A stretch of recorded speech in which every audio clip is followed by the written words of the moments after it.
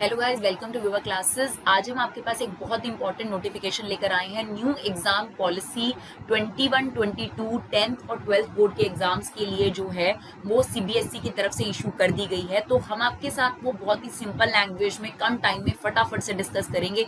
ज़्यादा technical language में उसे समझाने की कोशिश नहीं करेंगे। चार्ट वाइज आपको बहुत सिंपल लैंग्वेज में समझाएंगे। और आप इस वीडियो को देखने के बाद कमेंट बॉक्स में हमें ज़रूर बताइएगा कि आपको इस पॉलिसी में क्या अच्छा और क्या बुरा लगा। तो चलिए फटाफट से देखते हैं। देखिए, अगर हम इसको नटशेल में बोलें तो आपको 2 बार एग्जाम देना पड़ेगा। 2 बोर्ड एग्जाम, सिंपल लैंग्वेज में हम इसे टर्म दे सकते हैं, पर घबराने की जरूरत नहीं है।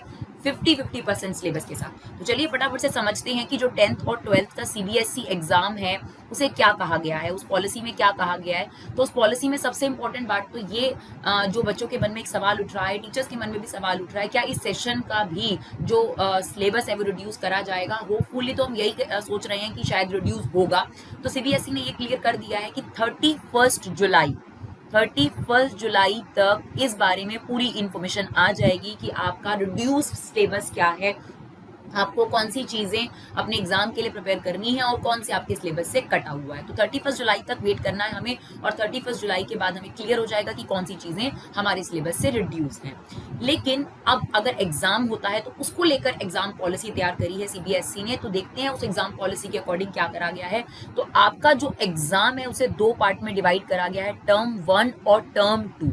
यानी जो आपके प्रैक्टिकल वगैरह इंटरनल असेसमेंट होती थी वो तो है, अभी भी चलेंगी। अपार्ट फ्रॉम इट आप लोगों का एक बोर्ड एग्जाम होता था। 10th की अगर हम बात करें या 12th की बात करें तो एक फाइनल बोर्ड एग्जाम होता था। उसको लेकर जो है बोर्ड ने जो सिलेबस होता था, आपका पूरा सिलेबस आता था, 100% सिलेबस आपके पास आता था जब आप फाइनल एग्जाम देते थे, राइट। 10th और 12th की अगर हम बात करें तो सीबीएसई ने क्या किया है, टर्म 1 और टर्म 2 में 50-50% सिलेबस जो है वो डिवाइड कर दिया है। यानी जो भी आपका एंटायर सिलेबस है उसका 50% टर्म 1 में और 50% टर्म 2 में आ जाएगा। तो कहीं ना कहीं एक अच्छा सजेशन है सीबीएसई की तरफ से। आप अपनी राय हमें जरूर बताइएगा कमेंट बॉक्स में आकर। तो चलिए टर्म 1 को समझते हैं। टर्म 1 में क्या किया गया है, जो भी आपका पूरा सिलेबस है उसका 50% जो है आपके पास सिलेबस आएगा। ये जो एग्जाम होगा बच्चों, ये आपके पास ऑफलाइन कंडक्ट करने के बारे में ही सीबीएसई ने फिलहाल लिख रखा है। स्कूल में या फिर जैसे भी पॉसिबल होगा सेंटर्स में, या जो भी ऑब्जर्वर, जिस भी तरीके के ऑब्जर्वर होंगे वो अभी सीबीएसई जो भी स्कूल्स होंगे उन स्कूल्स को, उनके कोऑर्डिनेटर्स को, सबको बता देगा। लेकिन फिलहाल ये कहा गया है कि जो फर्स्ट टर्म एग्जाम होगा उसमें एक तो 50% सिलेबस आपका कवर होगा, राइट। आपका एग्जाम होगा नवंबर दिसंबर में, आपका ये टर्म 1 यानी आप कह सकते हैं बोर्ड 1 जो है वो कंडक्ट किया जाएगा। ये आपके लिए बोर्ड ही है, बिकॉज इसके एग्जाम 100% काउंट होने वाले हैं आपके लिए, तो इसे सीरियसली लीजिएगा। तो नवंबर दिसंबर में जैसे कि आप समझ लीजिए प्री बोर्ड होते थे, अब आपके पास बोर्ड का 50% पार्ट आ गया। तो नवंबर दिसंबर में आपके पास पहला बोर्ड होगा, आप लोगों के पास टर्म 1 कह सकते हो या बोर्ड 1 कह सकते हो उसको सिंपल लैंग्वेज में। और इसका जो ये एग्जाम होगा ये प्योर एमसीक्यू होगा, फुल एमसीक्यू होगा। ओएमआर शीट आपको दी जाएंगी, ओएमआर शीट में आपको आंसर टिक करने हैं। 90 मिनट का ये एग्जाम आपका कंडक्ट होगा, ऑनलाइन ऑफलाइन। ये फिजिबिलिटी जो है नवंबर दिसंबर के आसपास ही देखी जाएगी। अगर फिजिबल होगा तो ऑफलाइन कंडक्ट किया जाएगा स्कूल्स की तरफ से, अगर कम फिजिबल हुआ तो ऑनलाइन भी कंडक्ट कर सकते हैं। तो दोनों पैटर्न इसमें लिखे हुए हैं, लेकिन इतना कंफर्म है कि टर्म 1 आपका जरूर कंडक्ट किया जाएगा, यानी बोर्ड 1। इसमें 50% सिलेबस होगा, नवंबर दिसंबर में होगा। एमसीक्यू मल्टीपल चॉइस क्वेश्चन आपका एग्जाम होगा, 90 मिनट का आपका ये एग्जाम होगा। तो this is term 1, that's it. ये पूरा टर्म 1 के बारे में आपके पास नॉलेज है। इतने ही क्वेश्चन आपके पास हो सकते हैं। इसके अलावा अगर आपको कुछ पूछना है तो आप कमेंट बॉक्स में आकर हमें जरूर बताइए। टर्म 2 की बात करते हैं डियर। तो टर्म 2 में भी यही कहा गया है कि जो सिलेबस होगा उसका 50% ही आपके टर्म 2 में आएगा। यानी इतना समझ लीजिए कि जो आप फाइनल एग्जाम देते थे, जहां आपको 100% सिलेबस देना पड़ता था, अब आपके लिए कहीं ना कहीं एक थोड़ी सी राहत है और आपको 50% सिलेबस ही जो है वो टर्म 2 में करना पड़ेगा।